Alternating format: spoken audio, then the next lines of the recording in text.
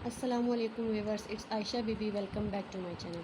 तो इस वीडियो में हम क्लास 10th का चैप्टर नंबर 1 केमिकल इक्विलिब्रियम से लेक्चर नंबर 2 के बारे में पढ़ेंगे, जिसमें हम क्या पढ़ेंगे, लॉ ऑफ मास एक्शन के बारे में। ठीक है, तो वीडियो को स्टार्ट करने से पहले लाइक, शेयर और सब्सक्राइब करना ना भूलिएगा। टॉपिक हमारा आज का क्या है, लॉ ऑफ मास एक्शन। तो ये लॉ जो है C.M. गोल्डबर्ग और P. वेज ने 1864 में प्रपोज किया था। इस लॉ के अकॉर्डिंग इन्होंने क्या कहा था कि rate of reversible reaction is directly proportional to the active masses of reactant and product. ठीक है, इससे पहले लेक्चर 1 में मैं बता चुकी थी कि रिवर्सिबल रिएक्शन क्या होते हैं। ऐसे रिएक्शंस जो फॉरवर्ड और बैकवर्ड दोनों डायरेक्शंस में प्रोसीड करें, उन्हें क्या कहा जाता है, रिवर्सिबल रिएक्शन। और ऐसे रिएक्शन में एक स्टेज आती है जहाँ पे फॉरवर्ड रिएक्शन और बैकवर्ड रिएक्शन का रेट क्या हो जाता है, सेम हो जाता है। ठीक है, यानी जिस स्पीड से फॉरवर्ड रिएक्शन चलता है उसी स्पीड से बैकवर्ड रिएक्शन चलता है। उस स्टेज का नाम क्या था, केमिकल इक्विलिब्रियम। तो केमिकल इक्विलिब्रियम स्टेज पे रिएक्शंस के बारे में पढ़ना और रिएक्शन के रेट के बारे में पढ़ना कि वो रेट बेसिकली किसके इक्वल होता है, तो ये लॉ ऑफ मास एक्शन उसके बारे में। ठीक है, तो लॉ ऑफ मास एक्शन ने हमें क्या बताया, rate of reversible reaction is directly proportional to the active masses of reactant and product. अब एक्टिव मैसेस क्या होता है, एक्टिव मैसेस बेसिकली होता है कंसंट्रेशन। ठीक है, कंसंट्रेशन इन मोल पर डेसीमीटर क्यूब, यानी कंसंट्रेशन या रिएक्टेंट की या प्रोडक्ट की कंसंट्रेशन आप कौन से यूनिट्स में ले रहे हो, मोल पर डेसीमीटर क्यूब। और इसको रिप्रेजेंट करने के लिए आप किसी भी रिएक्टेंट या किसी भी प्रोडक्ट को किसके अंदर लिखे, स्क्वायर ब्रैकेट्स के अंदर। ठीक है, तो सिंपली इस कंसंट्रेशन को नाम इन्होंने क्या दिया, एक्टिव मास का। ठीक है, उस कंसंट्रेशन से वो क्या बन जाएगा, एक्टिव मास। यानी कंसंट्रेशन यूनिट्स मेजरमेंट की क्या है कि आप उसको किस चीज़ में मेजर कर रहे हो, मोल पर डेसीमीटर क्यूब में। और रिप्रेजेंट करने का तरीका क्या है कि आप उसको स्क्वायर ब्रैकेट्स के अंदर या कोई भी रिएक्टेंट है या कोई भी प्रोडक्ट उसको लिख रहे हो। ठीक है, तो उसको क्या कहा जाएगा, एक्टिव मास। तो कोई भी आप हाइपोथेटिकल रिएक्शन जो इन्होंने लिया था वो क्या था कि फर्ज करें A plus B goes to form C plus D। अच्छा, अब ये जो स्मॉल a और B C मैंने लिखा हुआ है, इनको क्या कहते हैं, बेसिकली कोफिशिएंट।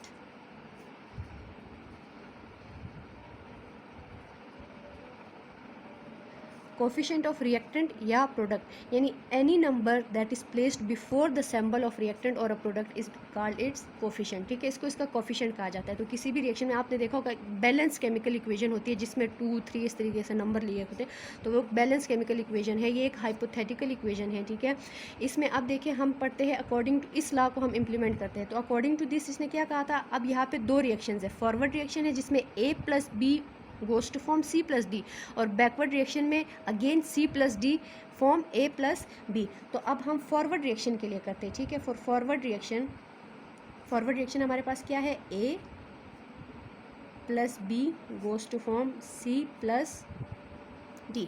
अब इस रिएक्शन के बारे में क्या है कि rate of forward reaction depend करेगा कंसंट्रेशन ऑफ रिएक्टेंट पे। किस पे, कंसंट्रेशन ऑफ रिएक्टेंट पे। फॉरवर्ड रिएक्शन डायरेक्टली प्रोपोर्शनल होगा किसके, एक्टिव मास ऑफ A, और ये कोफिशिएंट इसकी पावर बन जाएगा। ठीक है, प्रोडक्ट आपको कहा गया था, ठीक है, प्रोडक्ट ऑफ एक्टिव मैसेज यानी आपने मल्टीप्लाई में लिखना है। ठीक है, और B दूसरा क्या रिएक्टेंट है आपके पास, B। ठीक है, तो इसकी भी पावर बन जाएगा क्या, इसका कोफिशिएंट। ये किसके लिए है, फॉरवर्ड रिएक्शन के लिए। अब बैकवर्ड के लिए क्या होगा, तो बैकवर्ड रिएक्शन हमारे पास क्या है, जिसमें C प्लस D क्या बना रहे हैं, A प्लस B। तो इसका रेट डिपेंड करेगा कंसंट्रेशन ऑफ प्रोडक्ट पे। So rate of backward reaction directly proportional होगा किसके, concentration of C into concentration of D। अब यहाँ पे साइन ऑफ प्रोपोर्शनैलिटी हटाने के लिए रूल क्या है कि आपने क्या लगाना है, कोई भी एक कांस्टेंट यहाँ पे ऐड करना है। ठीक है, इसको इक्वलिटी में चेंज करने के लिए आपने कोई भी कांस्टेंट ऐड करना है और इक्वल लगाना है। ठीक है, तो यहाँ पे जो कांस्टेंट ऐड हो रहा है वो कांस्टेंट फॉर फॉरवर्ड रिएक्शन के कांस्टेंट ऐड हो रहा है, और F आपने लिखा फॉर फॉरवर्ड रिएक्शन। ठीक है, प्रोपोर्शनैलिटी का साइन आपने ख़त्म करके इक्वल और कांस्टेंट लगाया। ठीक है, आगे क्या, वही चीज़ आपने आगे लिख दी, product of active masses of reactant क्या है, ए एंड बी। यहाँ पे भी बैकवर्ड रिएक्शन के लिए तो कांस्टेंट आपने लगाया, और यहाँ पे आप बैकवर्ड को रिवर्स रिएक्शन भी कह सकते हो, तो इसलिए आपने यहाँ पे आर दिया, या आप बी भी कर सकते हो, ठीक है। और again active message of reactant, यहाँ पे रिएक्टेंट आपके पास क्या है, सी एंड डी, ठीक है। तो रेट ऑफ फॉरवर्ड रिएक्शन और रेट ऑफ बैकवर्ड रिएक्शन आपके पास आ गया। तो एट इक्विलिब्रियम में क्या था, एट इक्विलिब्रियम में मैंने आपको क्या बताया था कि इक्विलिब्रियम स्टेज पे दोनों रेट्स क्या हो जाते हैं, इक्वल हो जाते हैं, यानी रेट ऑफ फॉरवर्ड रिएक्शन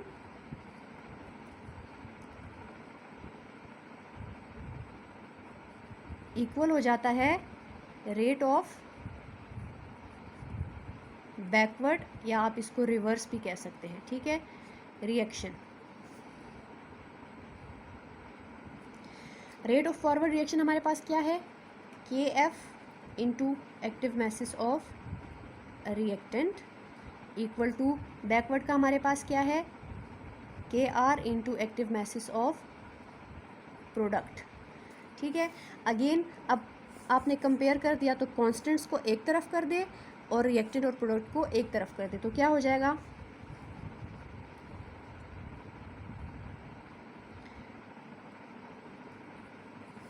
के F divided by K R इस साइड आ जाएगा और ए एंड बी उस साइड चला जाएगा, ठीक है। C D divided by active message of reactant, ठीक है। तो बेसिकली आपके पास ये देखिए कांस्टेंट के एफ भी आपके पास कांस्टेंट है, के आर भी आपके पास कांस्टेंट है, तो इनको मल्टीप्लाई या डिवाइड या प्लस जो भी करेंगे तो जो नया रिजल्ट आएगा वो भी आपके पास एक कांस्टेंट ही होगा। तो वो कौन सा कांस्टेंट है, के सी, जिसको आप क्या कहते हैं, इक्विलिब्रियम कांस्टेंट। क्या कहते हैं, इक्विलिब्रियम कांस्टेंट, ठीक है। अब यहाँ पे देखें, ये के सी है इक्वल इक्विलिब्रियम कांस्टेंट, जिसको आप कहेंगे ये इक्वल होगा active message of C D divided by active message of A and B, ठीक है। तो अब यहाँ पे देखिए सी और डी आपके पास क्या है, प्रोडक्ट्स। तो इक्विलिब्रियम कांस्टेंट बेसिकली किस चीज़ के इक्वल होगा, product, ratio of product over reactant, ठीक है। तो आप कैसे डिफाइन कर सकते हैं, equilibrium constant is basically a ratio of product and reactant at equilibrium stage, at equilibrium stage, ठीक है।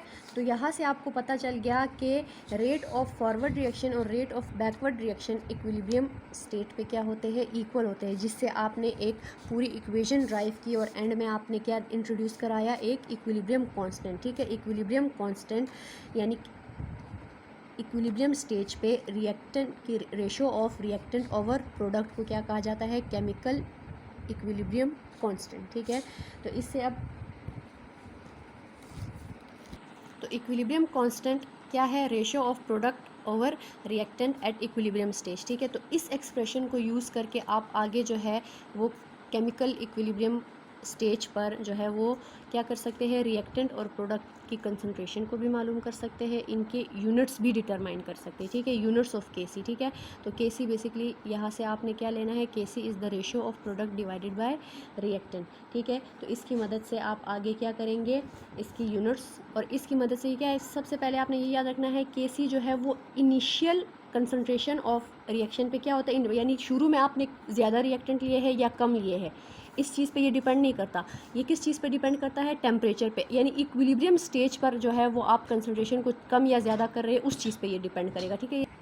टेम्परेचर पे डिपेंड करेगा, ठीक है। किस चीज़ पे डिपेंड करेगा, टेम्परेचर पे, या फिर इनिशियल कंसंट्रेशन क्या है इस चीज़ पे डिपेंड नहीं करेगा, लेकिन इक्विलिब्रियम स्टेज पर अगर आप प्रोडक्ट या रिएक्टेंट की कंसंट्रेशन को कम या ज़्यादा करते हैं तो उससे केसी पर इफेक्ट पड़ेगा, ठीक है। तो लॉ ऑफ मैस सेक्शन को आपने यूज़ करके कौन सा एक्सप्रेशन निकाला, K C is equal to product divided by reactant, ठीक है। तो this is called law of mass section. आज तक के लिए इतना ही इनफ है, मिलते हैं नेक्स्ट वीडियो में, तब तक के लिए अल्लाह हाफिज़।